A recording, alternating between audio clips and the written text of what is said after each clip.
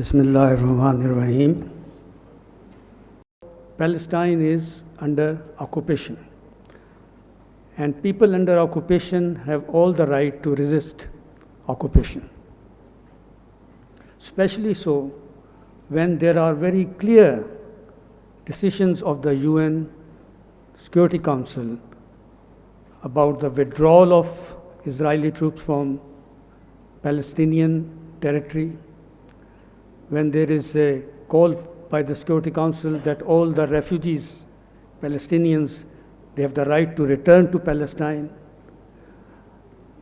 or those who don't wish to return, at least they should be compensated. While there is a decision by the Security Council that the settlements which Israel is daily establishing there are illegal, the Geneva Convention relating to the protection of civilians in time of war states that the occupying power cannot resort to collective punishment.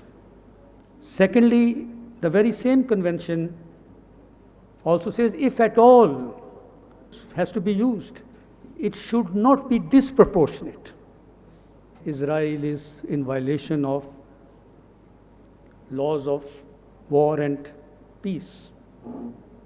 When the powers that are, when they want to take some action, they can always find a way to have a resolution adopted by the Security Council to take action, be it in Libya, Afghanistan, or Iraq.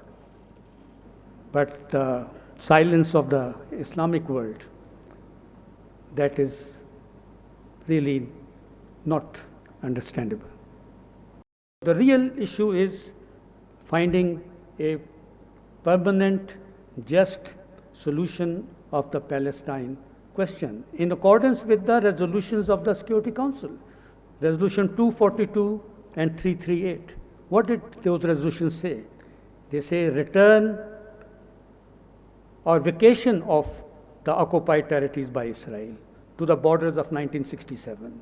The resolution says return of the refugees, that stopping of the settlements, that no change in the character of the Jerusalem, and of course also security for all.